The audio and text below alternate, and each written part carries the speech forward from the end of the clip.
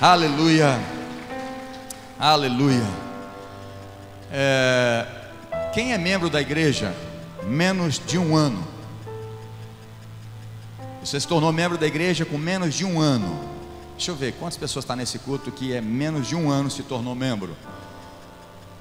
Ok. Desses que levantaram a mão, eu preciso de 2 pessoas aqui comigo para mim explicar uma coisa, fazer uma dinâmica aqui. Quem gostaria de vir aqui? Não, só 2 tá bom, só tem 2 copos aqui. Fica um de cada lado aqui. Glória a Deus. Amém. Não quebra, pelo amor de Deus, segura firme. Eu nem sei de quem que é isso aqui, eu só pedi para trazer. Bonito. Quebra não. Aleluia. Segura aí, fica firme. É Gálatas capítulo 1, de 6 a 10, o apóstolo Paulo corrigindo aquela igreja, combatendo falsas doutrinas, falsos mestres. Ele diz: estou muito surpreso em ver que vocês estão passando tão depressa daquele que o chamou na graça de Cristo para outro evangelho. Está falando para a igreja, não está falando para ninguém do mundo, nem outra religião. Está falando de cristãos, crentes na igreja de Gálatas, o qual na verdade não é outro, porém há alguns que estão perturbando vocês e querem perverter o evangelho de Cristo. Mas ainda que nós, ou mesmo um anjo, que algumas denominações têm revelação de anjo, então eles seguem anjos, mas aqui não quero citar. Mesmo que um anjo vindo do céu pregue a vocês um evangelho diferente daquele que nós temos pregado, que seja anátema. Repete comigo, fala anátema. Você sabe o que significa essa palavra? Maldito. Seja amaldiçoado quem está pregando o teu evangelho, quem está distorcendo o evangelho. Como já dissemos e agora repito, se alguém está pregando a vocês um evangelho diferente daquele que já receberam, que esse seja anátema. Se você quiser acompanhar lá na tela, põe para mim 1 Timóteo agora, capítulo 1, versículos de 3 a 7. 1 Timóteo capítulo 1, de 3 a 7, diz assim: quando eu estava de viagem rumo à Macedônia, pedi a você que ainda permanecesse em Éfeso para admoestar certas pessoas. Paulo falando para Timóteo para admoestar crentes da igreja de Éfeso, a fim de que não ensine outra doutrina. Repete comigo, outra doutrina. Eu continuo lendo: nem se ocupe com fábulas e genealogias sem fim. Essas coisas mais promovem discussões do que o serviço de Deus na fé. O objetivo desta admoestação, repete comigo, é o amor, que procede de um coração puro, de uma boa consciência e uma fé sem hipocrisia. Esse é o meu papel como pastor líder dessa casa, eu e minha esposa: corrigir vocês, exortar vocês, chamar a atenção de vocês. Porque infelizmente no Brasil tem pregado todo tipo de doutrina, ou no mínimo uma doutrina misturada, um evangelho não genuíno, não puro, o evangelho do Senhor Jesus Cristo.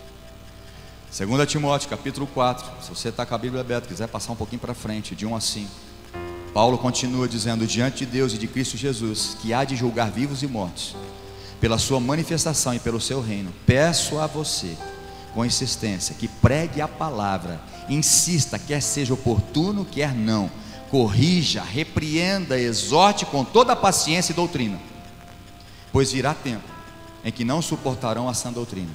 Pelo contrário, se rodearão de mestres segundo as suas próprias cobiças, como que sentindo coceira nos ouvidos. Eles se recusarão a dar ouvidos à verdade, entregando-se a fábulas. Mas você seja sóbrio em todas as coisas, suporte as aflições, faça o trabalho de um evangelista, cumpra plenamente o seu ministério. Irmãos, diante de Deus, com muito temor, com muito amor no meu coração, você tem que tomar muito cuidado do que está sendo pregado hoje em dia. E eu sei que é impossível falar para você não ficar escutando mensagem na internet. Eu sei que isso é impossível no mundo que nós estamos vivendo. Todos têm acesso à internet, seja no teu celular, seja no computador. É difícil demais. E também tem coisas boas na internet, eu sei que tem. Mas infelizmente tem muita distorção ou meias verdades. E esse é o perigo. Às vezes você escuta algo que, mas está na Bíblia, mas não é toda a verdade. É um evangelho misturado, um evangelho aguado. O evangelho do Senhor Jesus Cristo, ele é puro. Ele não pode ter corrupção, não pode ter mistura. Então eu quero que você entenda uma coisa, meu irmão. Tome cuidado. Eu acredito que não tem faltado ensino nessa casa. Eu acredito que você tem ensino. Então você não precisa ficar preocupado com outros ensinos. E infelizmente a internet está cheia de ensinos que é aquilo que você quer ouvir. E eu fui chamado para ser pastor nessa casa. Eu não fui chamado para ser pregador ou um palestrante. Eu fui chamado para ser pastor da sua vida. É a minha responsabilidade corrigir e dar o alimento correto, o puro evangelho. E eu quero que você entenda uma coisa: eu não vou pregar aquilo que você quer ouvir.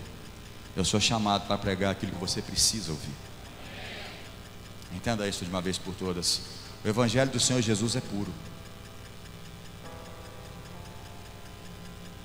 Ele não tem mistura. O evangelho do Senhor Jesus Cristo, ele é puro. Ele não tem mistura. Pode beber.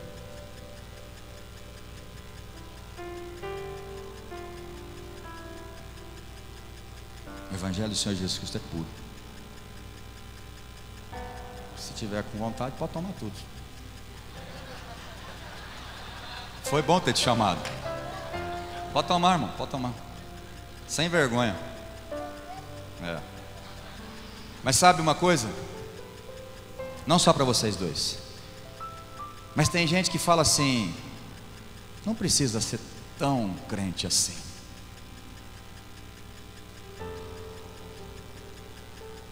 Eu acho que é muito fanatismo esse negócio.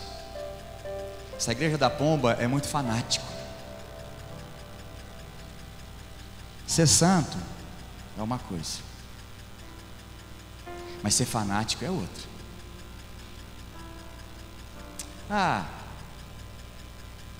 Só um pouquinho,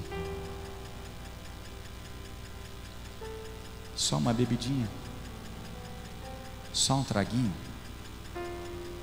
só uma ficadinha, só um sexo fora do casamento. Não tem problema, eu vou na igreja. Deus é amor.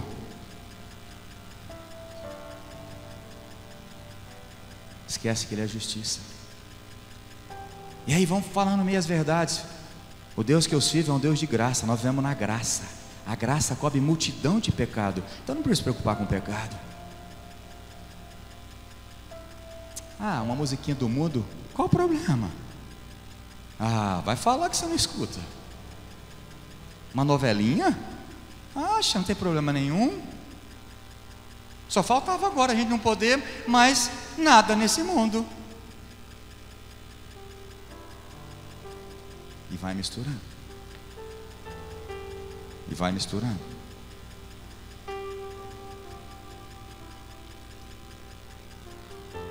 Eu vou até pôr pouco, para não prejudicar vocês. Vocês não saem no banheiro daqui a pouco. Mas não toma não. Vou falar um negócio para vocês. Aparentemente ele está igual. Ainda mais de longe assim, é verdade ou não é? Um pouquinho mais claro. E você fala, é o evangelho de Cristo. Será? Será que já não misturou? Será que você realmente tem seguido o evangelho de Cristo? Toma um golinho aí. Toma um golinho aí, irmão. Ficou ruim? Tomou já? Não precisa tomar tudo não. Obrigado, uma salva de palmas para esses dois aqui. Obrigado. Quantos entenderam? Sabe, irmãos, Jesus disse que a porta para entrar no céu ela é estreita. Isso não significa que entra só os magrinhos. Mas ele não falou que só a porta é estreita. Ele disse que o caminho também é estreito. E tem muita gente vivendo o evangelho aguado, permitindo ser contaminado com as coisas desse mundo. Mas sabe aquele negócio? Nada a ver. Eu acho que Deus não quer que a gente seja tão infeliz assim. Eu não sei você. Se seguir os princípios de Deus à risca, ser fiel 100% e ser santo é tristeza, só se for para você. Para mim não é, para mim é um prazer. 1 João capítulo 4 ou 5, versículo 2, 3 e 4 diz: aqueles que me amam, os meus mandamentos não são penosos. E está falando exatamente da lei do tempo da graça, do Novo Testamento, que começa em Mateus 5, do Sermão do Monte, que nós começamos domingo passado, vamos terminar hoje.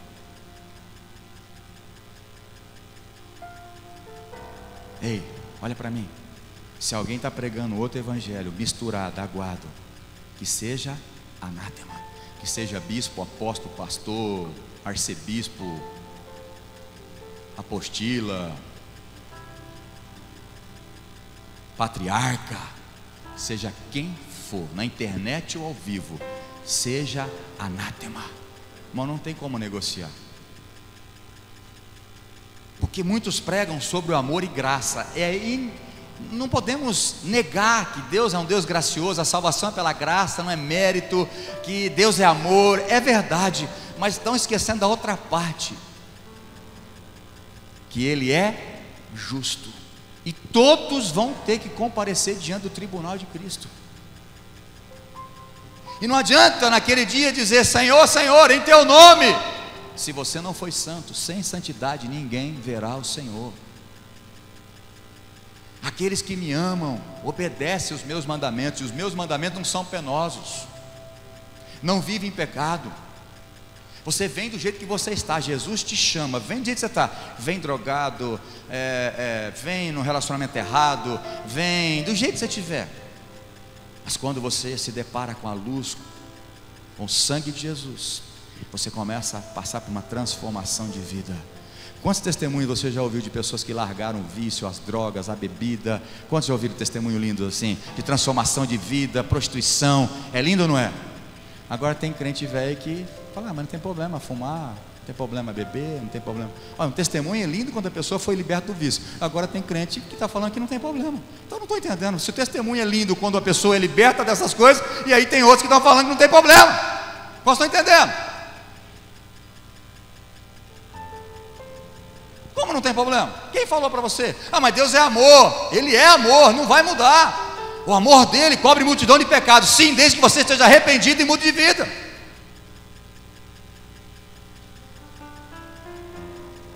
Mateus 5,41, começamos domingo passado, eu quero terminar hoje. Se alguém exige que você ande 1 milha, Jesus disse: ande com ele 2 ou a segunda.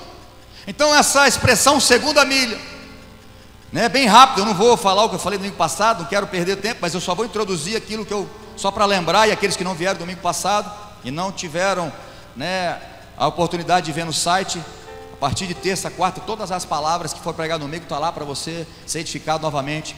Mas no Império Romano, no qual era a época de Jesus, os judeus estavam subjugados pelo Império Romano. Eles tinham uma lei que os romanos poderiam exigir dos judeus, exigir daqueles povos que foram subjugados por eles, dominados por eles, exigir como lei que eles obrigassem as pessoas a levar a carga deles, as mochilas deles, as malas deles, os pesos deles, por 1 milha. Era a lei. E essa lei não era bem-vinda pelos judeus, porque eles já eram subjugados pelos romanos, já estava difícil, eles estavam esperando que Jesus viesse para libertar eles dessa escravidão dos romanos. E agora Jesus vem numa visão diferente e fala: olha, se alguém obrigar você a andar 1 milha, que é lei, é obrigado você a fazer isso, em vez de você ficar nervosinho e falar que é ruim carregar 1 milha, um peso, Jesus falou: vai com ele a segunda, 2 milhas. Isso é ser crente, isso é ser cristão. Não é fácil, mas é a maior bênção que nós podemos ter nessa vida, é ser filhos de Deus. Então Jesus traz um conceito controvertido e revolucionário para aqueles judeus, para aqueles fariseus, para aqueles escribas. Já não era fácil as pessoas obrigar eles a andar 1 milha. Jesus fala: ande com ele a segunda. Vou fazer então. Não, faz com prazer. Não faz mais obrigado, porque obrigado é a primeira, a segunda você faz de livre e espontânea vontade, porque você é filho de Deus. É diferente. A 1 milha fala de uma obrigação, de uma lei. Como Jesus começa a comparar em Mateus capítulo 5 até capítulo 7, ele faz uma comparação, uma analogia entre a aliança de Moisés, as leis de Moisés, com agora a lei do Novo Testamento, a lei da graça. Ai, pastor, mas se é graça não tem lei. Você que pensa, tem regras, é a lei de Jesus.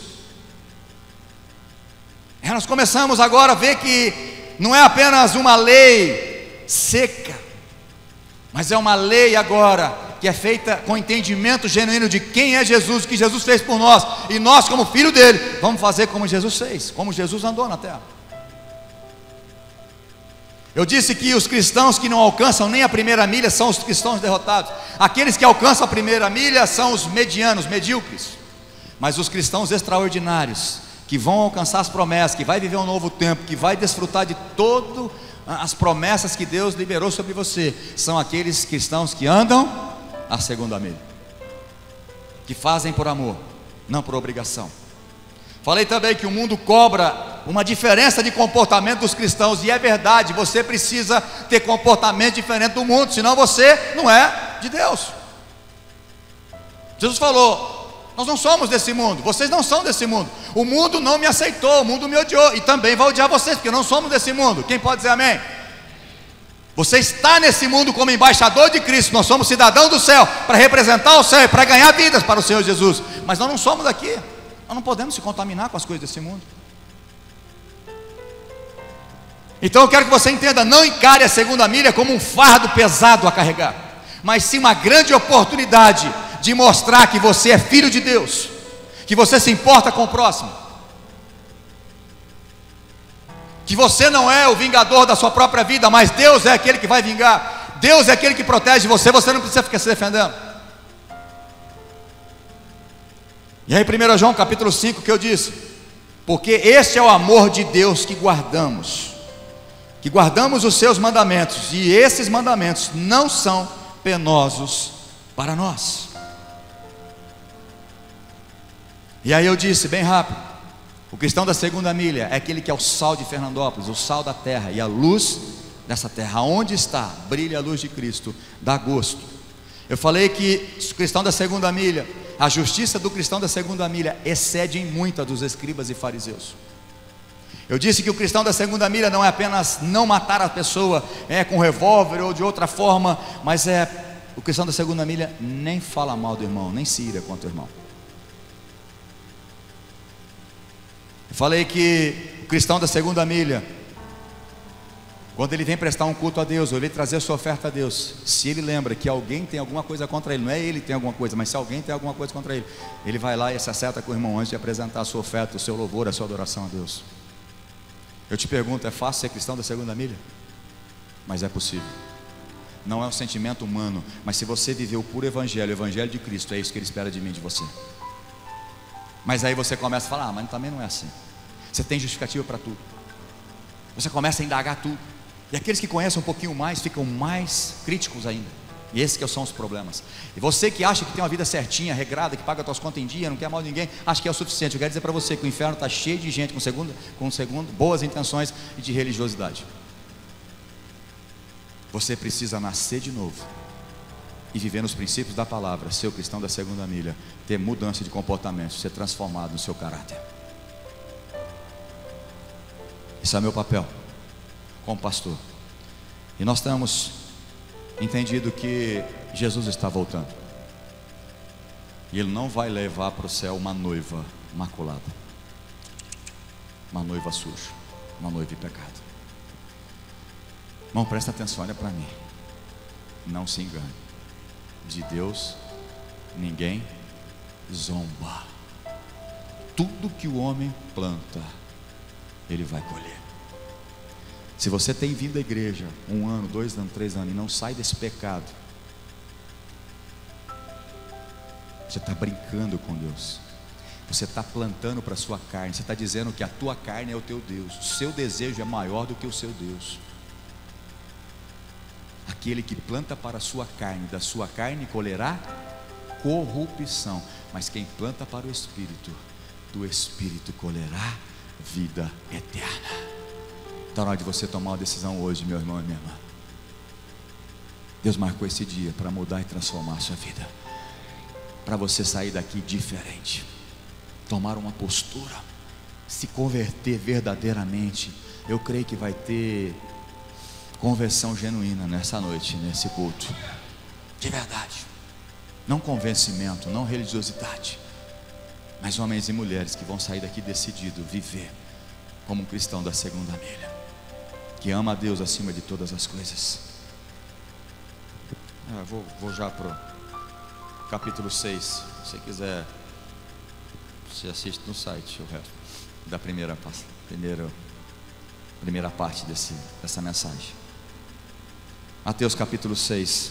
Quero começar daqui, continuar aquilo que nós falamos domingo passado.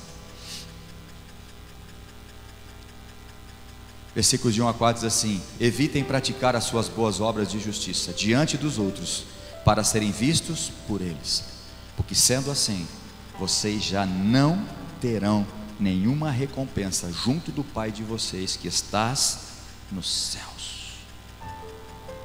Quando, pois, você der esmola, não fique tocando trombeta nas sinagogas e nas ruas, como fazem os hipócritas, para serem elogiados pelos outros. Em verdade te digo que já receberam a sua recompensa.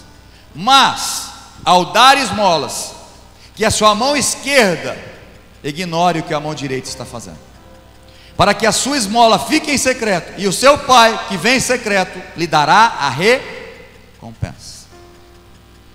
O cristão da primeira milha, ele oferta. O cristão da primeira milha, ele ajuda os pobres, ele dá esmola, ele dá pão, mas ele toca a trombeta, ele fala para os outros, mas não é para todo mundo, só para alguns que ele quer falar. Alguns que ele tem interesse de mostrar que ele está ajudando, que ele está sendo compassivo com as pessoas. Quer dizer para você que aquilo que você fez já recebeu a tua recompensa. No céu não tem recompensa mais para você. Que isso, pastor? Está escrito aqui. Foi Jesus que está dizendo, Jesus está ensinando. Olha, quando você der a tua esmola e fica falando para todo mundo que você deu, para algumas pessoas, quer se mostrar, eu estou dizendo para você, nenhuma recompensa você terá junto ao Pai de vocês que está no céu. Nenhuma. Repete comigo, nenhuma. Não é, pastor, mas eu ajudei, não vou ter recompensa? Nenhuma. A tua recompensa foi você ter falado para os outros que você fez. Vocês estão entendendo? O cristão da primeira milha, ele dá esmola, ele ajuda as pessoas, ajuda a obra de Deus, dá oferta de sacrifício, mas gosta de ficar falando para todo mundo que fez. E aqui não está falando para você não dar esmolas, não para ajudar. Não é isso que Jesus está falando. Está falando para você fazer certo da maneira certa. Irmãos, no reino de Deus tem a forma certa e da maneira certa de fazer. Tem crente que faz certo, mas faz da maneira errada, com a intenção errada, e aí não dá em nada. O cristão da segunda milha não apenas ora, mas tem uma vida consistente de adoração e intimidade com o Senhor Jesus. O cristão religioso, o cristão da primeira milha, ele ora na célula. E geralmente o cristão da primeira milha, quando ele está orando sozinho, a oração dele é bem fraquinha. Mas quando ele está em público, ele imposta a voz: ó Deus de Abraão, Isaac e Jacó. Ele chega até a dar uma sapateadinha assim, porque tem plateia. Eu não estou falando que você não possa fazer, mas Jesus está aqui ensinando. Mateus capítulo 6, versículo 5 em diante. E quando orarem, vocês que estão da segunda milha, não seja como os hipócritas, que gostam de orar em pé nas sinagogas e nos cantos das praças, para serem vistos pelos outros. Em verdade lhe digo que eles já receberam a sua recompensa.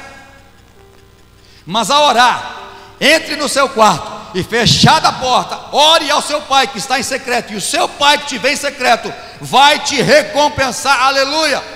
Aqui não está falando que a oração no quarto é mais poderosa que a oração na igreja. Não confunda as coisas. A oração em Jerusalém não é mais poderosa que a oração feita aqui em Fernandópolis. Não confunda as coisas. Está falando de intimidade. Jesus está falando: ei, quer ter uma vida de consistência comigo? Quer ter intimidade comigo? Fecha a porta do mundo, dos problemas, das ansiedades. Se concentre em mim. Eu quero falar com você. Fala comigo. Nós queremos ter um relacionamento, Pai, Filho, Espírito Santo, um relacionamento com você. Fechar a porta é isso. Abrir mão do seu comodismo, abrir mão dos prazeres desse mundo, ou da preocupação desse mundo, dos ruídos desse mundo, e se concentrar em Deus. cristão da segunda milha tem uma vida consistente de oração. Repete comigo: vida consistente de oração. Irmão, você faz devocional? Você tem um tempo todo dia com o Senhor?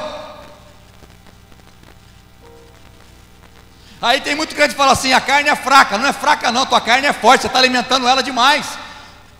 A carne vai ser fraca quando você se encher do Espírito Santo, quando você tem uma vida constante de oração, quando você fazer devocional, quando você estiver cheio do Espírito Santo. Aí a carne é fraca, o Espírito vai vencer. O problema é que a carne sua é muito forte. Você cai em tentação facinho. Então a carne não é fraca, a tua carne é forte, você está alimentando ela.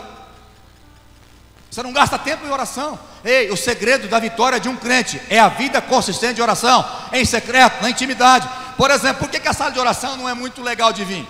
Porque ninguém vai estar orando por você. Na reunião de oração é mais gostoso. Por quê? Porque uma hora o pastor vai profetizar, uma hora nós vamos orar por cura, vai tocar em mim, uma hora vai chamar na frente, alguma coisa vai acontecer, então alguém vai orar por mim.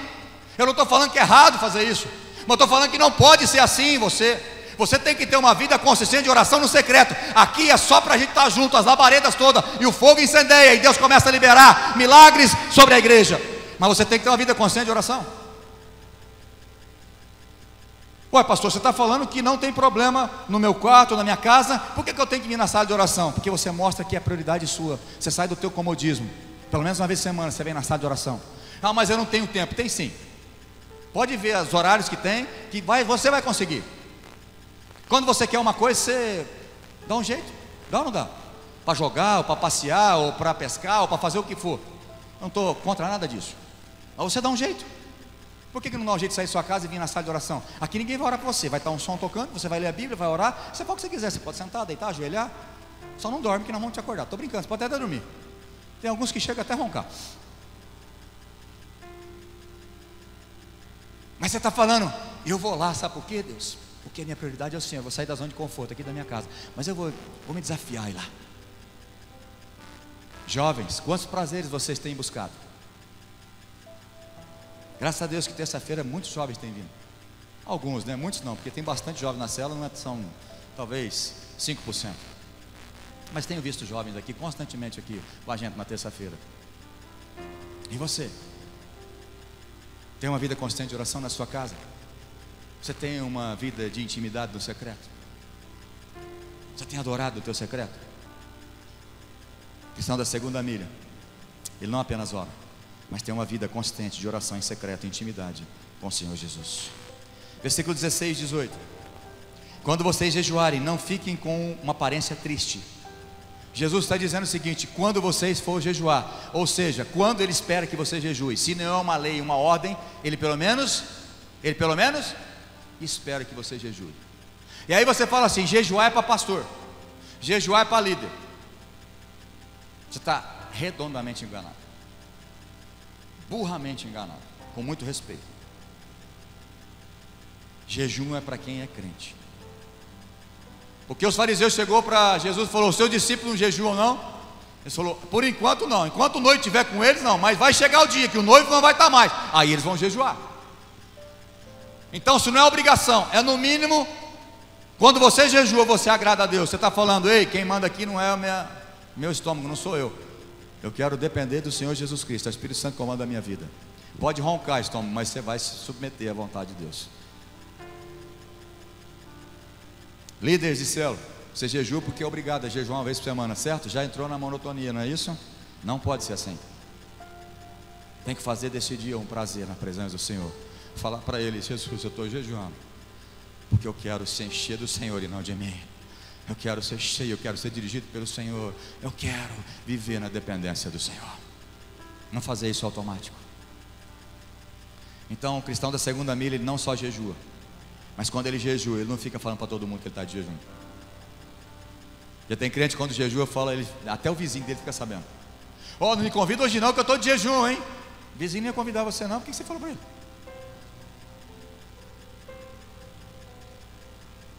O irmão vem oferecer, você nunca me oferece. Hoje que eu estou de jejum, estou falando que você tem que esconder, mentir, falar: não quero não. Por quê? Não, porque, não sei. Não é isso, entendeu? Não é mentir. Mas você não precisa ficar falando. Fica mostrando. De vez em quando dá uma zonzurinha, né? Mas se alguém vê, tudo bem, mas você não precisa mostrar para as pessoas. Por quê? Porque a motivação de fazer jejum, de orar, de dar esmolas, tem que ser um coração que ama a Deus, que entende o amor de Deus. Eu faço isso por amor, não para ser visto pelas pessoas. Como estão entendendo? Irmãos, o cristão precisa viver no evangelho genuíno. Lembra aqui? Tem que ser genuíno. Não permita misturar as coisas desse mundo. Não permita, não. Ah, pastor, mas não precisa ser tão assim. Olha, essa conversinha é tão assim. Não é bem assim. Isso aí não é de Deus, não, meu. Porque de Deus é assim. De Deus eu tenho que ser santo. De Deus eu não posso viver em pecado. É só ler a Bíblia. Aqueles que nasceram de novo, que permanecem nele, a divina semente. Ora, se você nasceu de novo, aquele que nasceu de novo não pode viver pecando. Então, se você vive numa prática de pecado, jovens, fornicação, fazendo sexo no casamento, bebendo, vendo um monte de porcariada, você vive em pecado, com muito respeito, você precisa nascer de novo. Por isso que eu profetizei, vai ter salvação genuína nessa noite. E não é só para jovem, não, é para todo tipo de pessoa. É uma postura, é diferente. Você fala, não, eu vou viver o verdadeiro evangelho, eu vou pagar o preço. Jesus pagou o preço por mim, eu vou pagar o preço para entrar debaixo dessa graça. A graça é de graça, mas não é barata, não. Oh, mas é de graça? Como assim? Tem um preço a ser pago para mim entrar debaixo dessa graça. Não tem nada a ver comigo, tem tudo a ver com ele. Mas eu vou me submeter à vontade dele. Quantos estão dispostos a viver realmente o verdadeiro evangelho, o puro evangelho, sem contaminação, sem aquele suco aguado? Estava ruim, né? Aguado é ruim demais. Aparentemente é igual. Aparentemente várias igrejas estão pregando o mesmo evangelho. Aparentemente, mas é aguado, não é puro.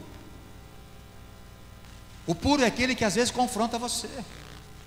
O puro às vezes que você vem na igreja e fala, nossa, eu saí daqui eu vim para sair feliz, saí meio abalado. Não, dá glória a Deus. Fala, eu estou mesmo, eu sei que o Espírito Santo está falando comigo, e eu vou mudar. Eu vou mudar minha postura, eu vou ser um crente verdadeiro, eu vou ser puro, eu vou ser santo. Eu vou mudar essa situação na minha vida, em nome de Jesus. Versículo 19 a 24. Não acumule tesouro sobre a terra, onde as traças e a ferrugem corrói, onde os ladrões escavam e roubam. Mas ajuntem tesouros no céu, onde as traças e as ferrugem não corroem, e onde os ladrões não escavam nem roubam.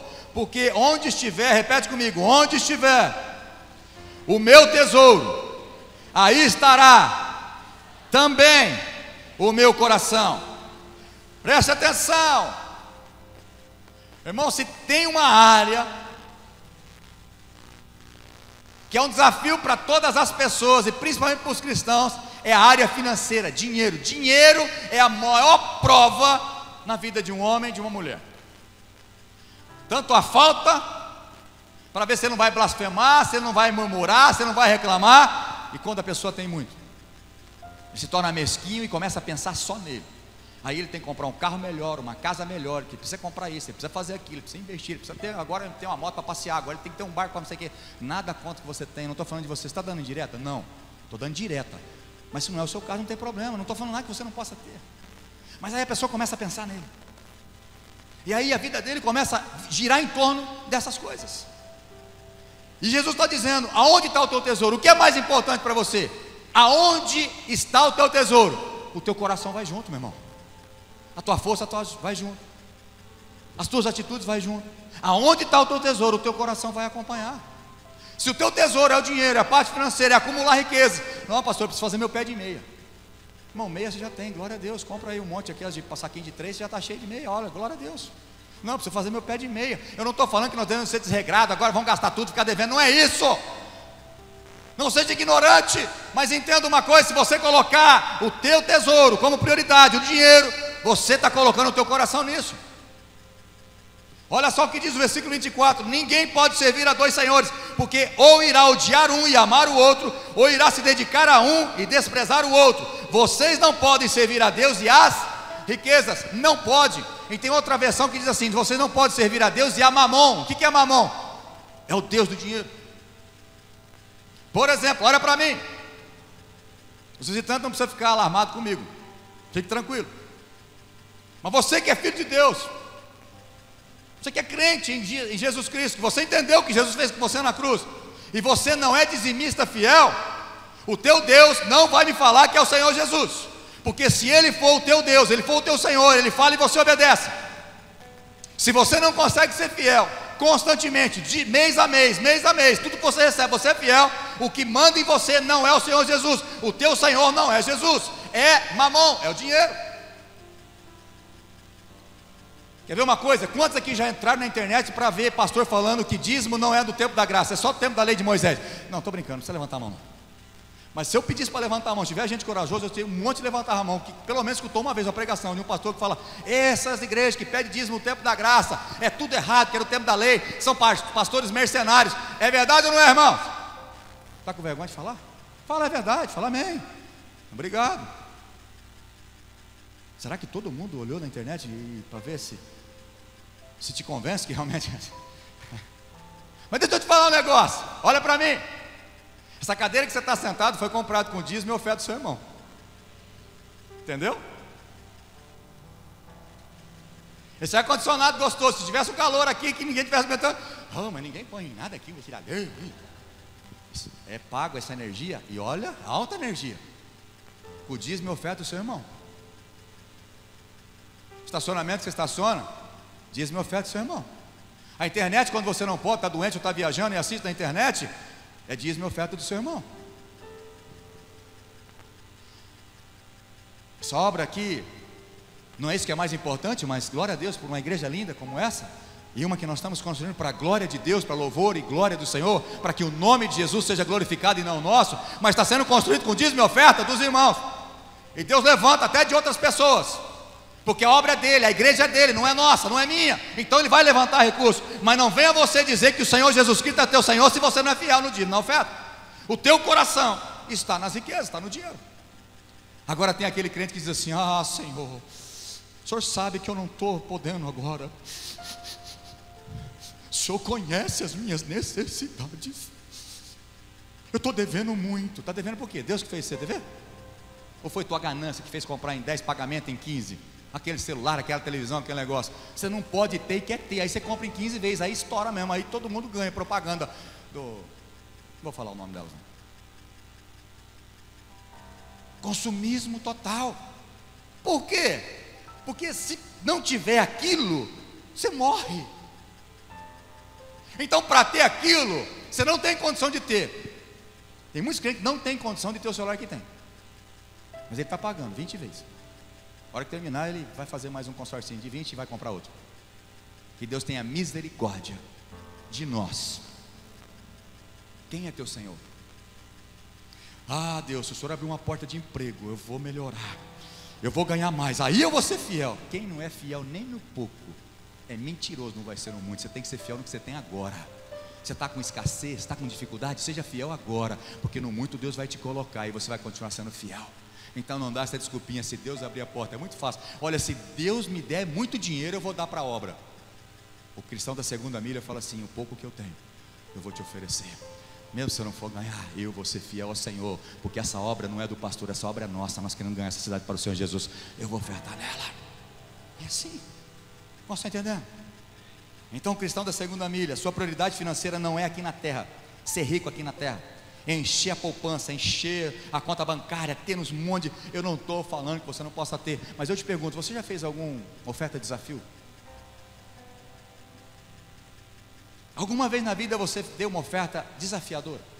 Eu não vou contar meu testemunho aqui. Eu fui dizimista, eu sou na verdade dizimista desde os meus 14 ou 15 anos que eu comecei a dar aula de basquete. Ganhava R$100, minha mãe me ensinou. Quando eu cheguei a Lé com R$100, falou: opa, não é 100, não é seu, é só 90, 10 é do Senhor. Então eu aprendi a partir daquele dia. Eu acredito que eu não estou mentindo aqui, que eu acho que eu nunca, nesses 40, dos 13 até os meus 40 e poucos anos, 45, quase 46 agora, eu nunca deixei de dar dízimo ao Senhor.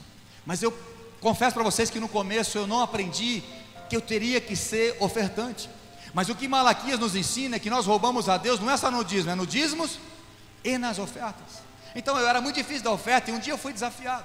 Eu já contei essa história, né? Quando eu fui na Donep, eu vi aqueles ricos dando muita oferta, mas na verdade muitos davam daquilo que sobrava, aquilo que para eles era muito. E Deus me desafiou a fazer uma oferta do meu salário do mês. Talvez para você não era muito, mas para mim era muito. Mas eu sei que Deus estava mexendo comigo, Ele estava me desafiando a ofertar. Como um dia nós recebemos, né, uma ação de 20 e poucos mil reais, nós entregamos tudo na obra do Senhor. E a gente tem que escutar ainda que a gente está pegando dinheiro da igreja, mas tudo bem, Deus sabe o nosso coração. Nós ofertamos ao Senhor e à minha esposa, porque o nosso coração não está no dinheiro, o nosso coração está no Senhor. O meu Deus não é mamon, o meu Deus é o Senhor Jesus Cristo. Eu não estou aqui sendo hipócrita e falando para vocês que eu não preciso. Eu tenho sonhos também, mas se Deus quiser nos realizar, vai realizar. Mas eu não vou roubar de Deus para realizar o meu sonho, pessoal. Eu não vou fazer isso. Eu espero que você entenda e alinhe e seja o cristão da segunda milha, que a prioridade financeira não é a sua, mas é do reino de Deus. Um profeta diz: vocês têm colocado em saquitel furado, porque a minha casa não está reconstruída, e vocês estão construindo casas grandes e estão esquecendo da minha casa.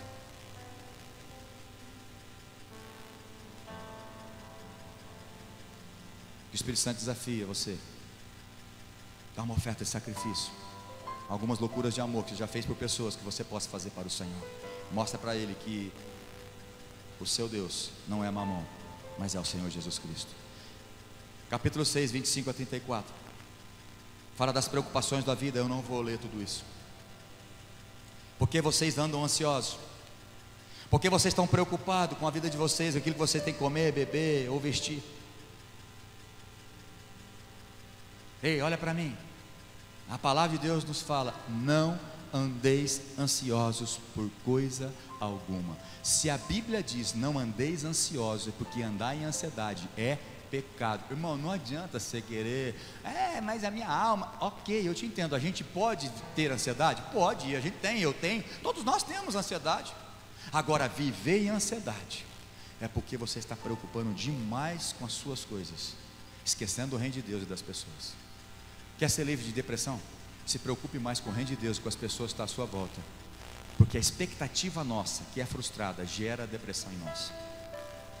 Quantos concordam comigo? Você tem a expectativa disso, daquilo? Irmãos, eu vivia ansioso por causa de dinheiro.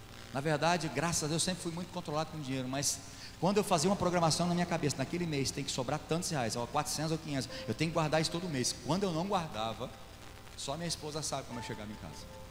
Não é que eu estava devendo, eu não ficava devendo no banco, mas é que eu fiz uma programação de guardar e não guardar, eu ficava ansioso, eu ficava bravo, xarope, chato, ansiedade, por causa do dinheiro, porque eu fiz uma programação, não tem que acontecer.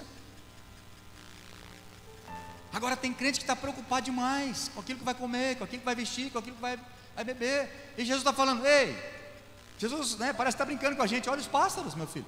Você que está ansioso por essas coisas cotidianas, olha os pássaros, olha os lírios, olha as plantas. Eu não cuido delas? Se eu cuido dos pássaros e cuido das plantas, eu não vou cuidar de você? Ô homem e mulher de pequena fé.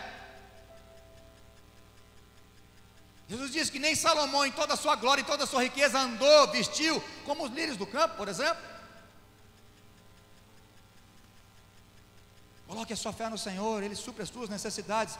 Davi disse: eu estou velho, mas já fui moço, e todo esse tempo da minha vida eu jamais vi um justo mendigar o pão. Quem é fiel a Deus, Deus é fiel a você. Ele supre todas as nossas necessidades, segundo a sua riqueza em glória. Uma ansiedade, eu peguei uma definição na internet que diz assim, eu gostei dessa definição, deve ter várias: preocupação intensa, excessiva, persistente e medo de situações cotidianas. Se alguém ficar enfermo na família, ai meu Deus, ele sofre, uma semana, um mês sofrendo. Ei, tudo posso naquele que me fortalece. Mesmo passar uma enfermidade na minha casa, eu posso vencer, eu vou vencer. Se Deus não curar, vai me dar força para vencer essa situação, para suportar isso, sem murmurar, sem reclamar, e ser fiel até o fim. Quantos estão entendendo? Então o cristão da segunda milha, ele não fica preocupado excessivamente com as necessidades básicas, porque sabe que todas elas é suprida pelo nosso Pai Celestial. Capítulo 7, de 1 a 5. Não julguem para que vocês não sejam julgados, Pois com o critério com que vocês julgarem, vocês serão julgados, e com a medida com que vocês tiverem medido, vocês também serão medidos. Porque você vê o cisco no olho do seu irmão, mas não repara na trave que está no teu próprio. Irmão, se tem uma coisa que isso acontece diariamente ou constantemente, é nos casamentos. Quantos concordam comigo que é casado aqui? Que você é rápido em ver o cisco no olho do seu cônjuge, mas não vê a trave que está no seu de jeito nenhum.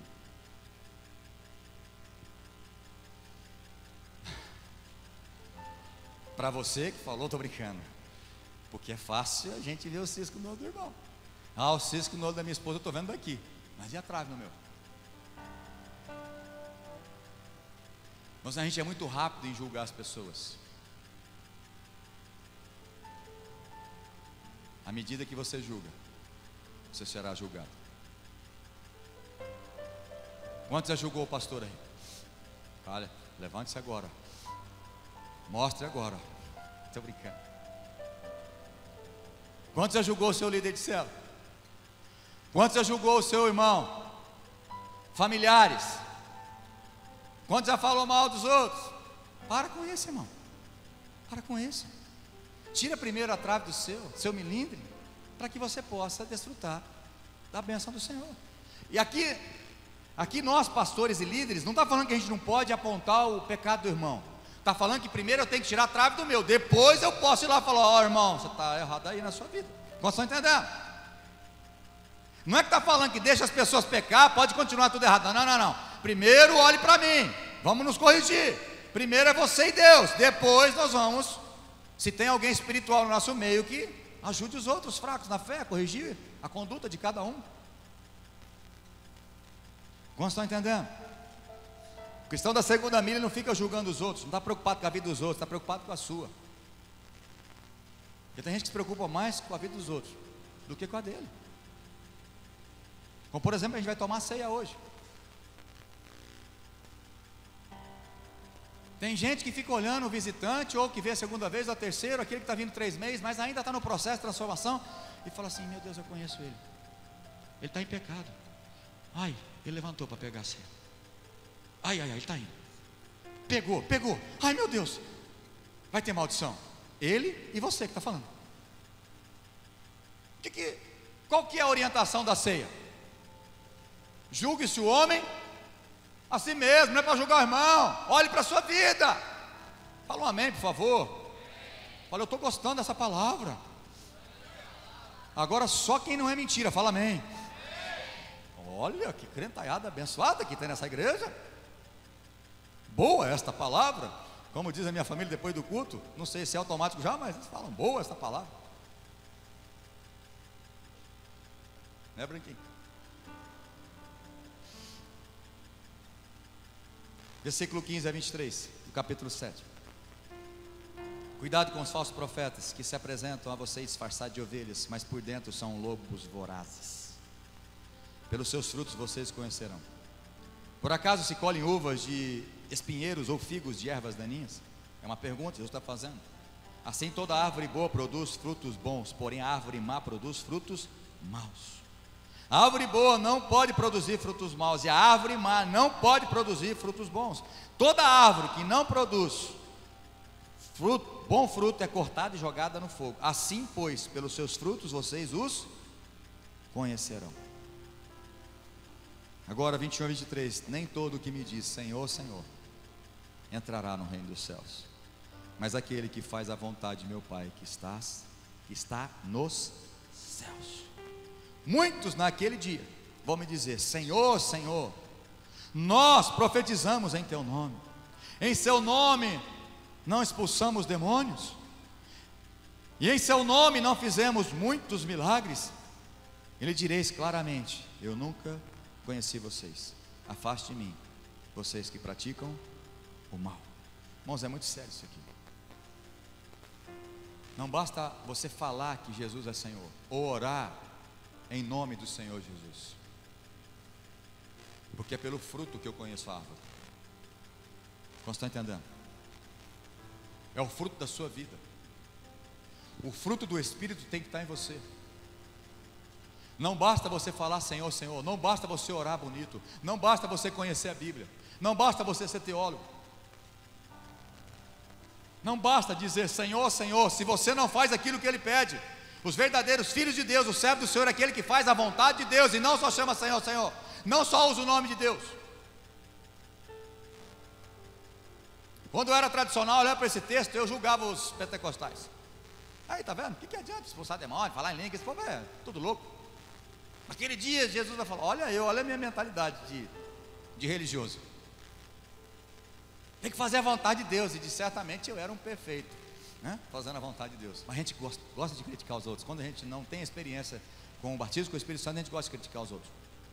Mas ao mesmo tempo, eu quero dizer para você: não basta você simplesmente chamar Deus de Senhor, se você não obedece os mandamentos dele, se você não muda a sua vida, se você não abandona o pecado, se você não vive em santidade, se você não tem disciplina de mudar a sua vida. Como estão entendendo? Seguir a paz com todos e a santificação, sem a qual ninguém verá o Senhor. Não é Senhor, Senhor, mas é aquele que faz a vontade do Pai que está no céu. Esse é o cristão da segunda milha. E por último, terminando o sermão, esse sermão do nosso sumo sacerdote Jesus, versículo 24 até 27 diz: todo aquele, pois, que ouve estas minhas palavras e as pratica, será comparado a um homem prudente que construiu a casa sobre a rocha.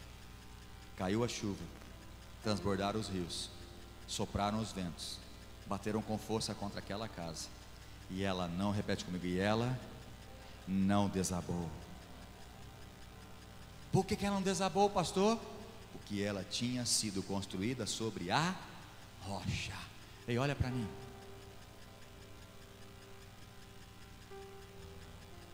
Quantos quer crescer em Deus aqui? Quantos quer ter sucesso na vida espiritual? Presta atenção. A proporção que você cresce para cima depende do quanto você cresce para baixo. Construindo um pouco depois desses tempos de chácara, de igreja, eu aprendi que a fundação às vezes é mais importante do que aquilo que está sendo edificado para cima. Eu não tinha noção, quando a gente foi construir a chácara, eu não tinha noção de construção, e começaram a fazer aquelas brocas. Aí eu cheguei a falar, falei, gente, para que um buraco desse tamanho, 10, 12, 15 metros para baixo? Para que isso? Jogar cimento? Quantos mil reais vai aqui nesse buraco? Cabeção, se não tiver firme, o vento derruba. Quer crescer? Primeiro para baixo. Então, para terminar, e não é esgotar o assunto, mas para terminar aquilo que eu comecei domingo passado, se você quer ser realmente, não só da boca para fora, um cristão da segunda milha, cristão que faz diferença, cristão que obedece os mandamentos, que vai cumprir isso aqui, não basta você ouvir, você tem que praticar a palavra. Não está faltando ensino, você tem escutado muito. Sabe o que está faltando hoje nos cristãos de hoje? É a prática. Vocês não praticam o que vocês estão ouvindo. Você sai por aquela porta como se tudo que a gente falou aqui, que o Espírito Santo falou através do pastor, não é bem assim. Aí você continua com a mesma vidinha sua, com a mesma vida de pecado, sem compromisso, sem tomar um posicionamento. Presta atenção. Jesus disse que, versículo 26, e todo aquele que ouve essas minhas palavras, que ouviu domingo passado, está ouvindo hoje, e não pratica, ficou só no ouvir, você é comparado a um homem insensato. Fala assim, insensato. Mais alto, fala insensato. Essa palavra no original, eu lembro que eu tinha visto uma vez, é meio louco. O cara está fazendo uma besteira muito grande, construir uma casa sem fundamento, é jogar dinheiro fora, é ser insano.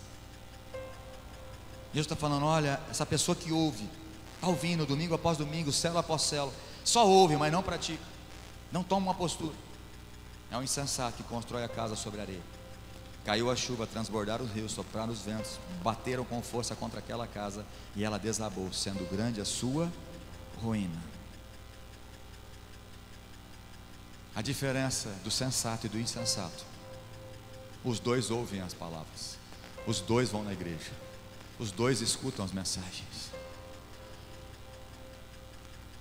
Vai vir vento forte nas duas casas, em todas as pessoas. Vai vir chuva forte, vai vir problema, vai vir recessão, vai vir enfermidade. Todos nós vamos passar por isso, todos, tanto insensato como sensato.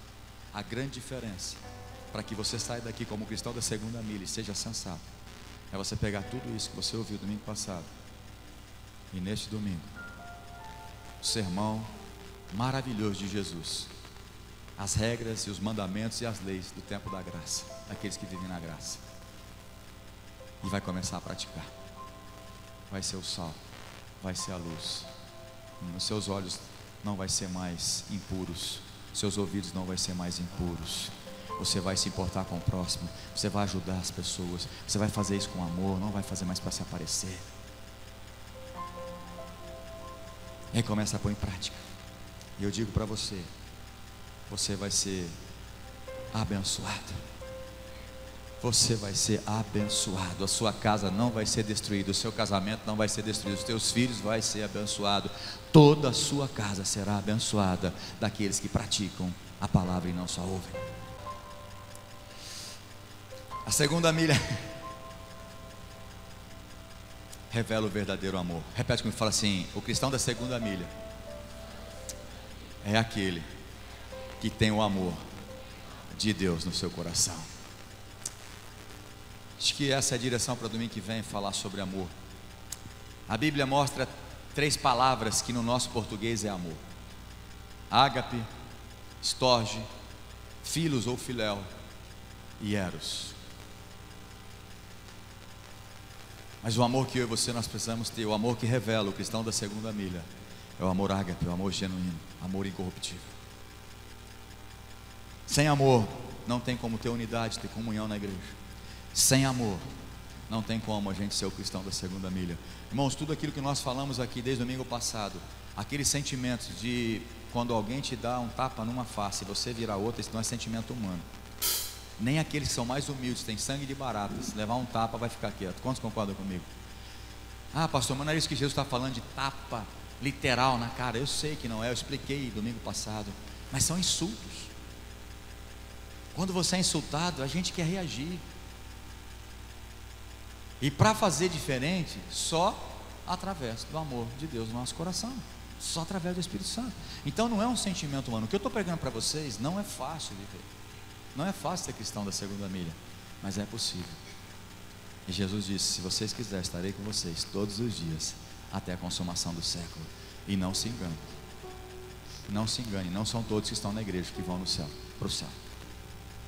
Mas são aqueles que estão na igreja, ouvem as minhas palavras e as pratica, e faz a minha vontade, e não só fica falando Senhor, Senhor.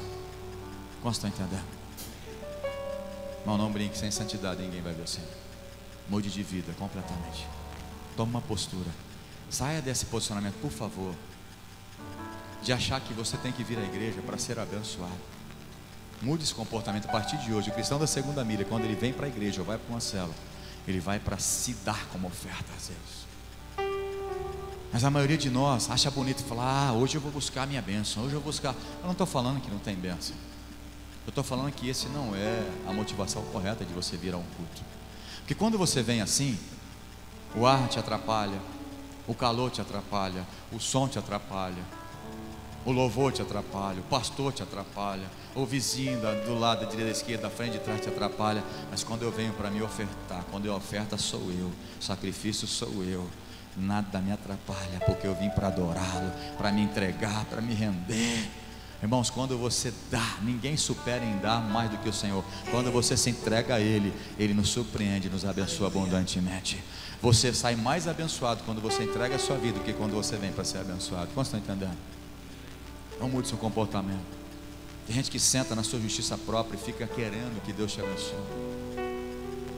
Irmãos, justiça própria eu entendo muito bem. Minha esposa sabe disso. Eu fui um homem cheio de justiça própria. Como eu fui criado, né, pelos meus pais, muito bem criado, ali na rédea curta, né, frequentando igreja desde criança, por amor ou pela cinta, mas eu sempre ia na igreja. Então eu sei muito bem o que é justiça própria, eu sei muito bem o que é religiosidade, eu sei muito bem o que está na igreja, mas não está como um adorador, como um sacrifício. Eu sei tudo, sei. Eu quero dizer para você que, como eu estava dentro da igreja, mais perdido, eu sei que talvez alguns nessa noite estão dentro da igreja, frequenta a igreja, é membro da igreja, mas está perdido no reino dos céus. Eu não fiz isso de manhã, mas eu sinto fazer isso agora. Eu queria fazer um apelo.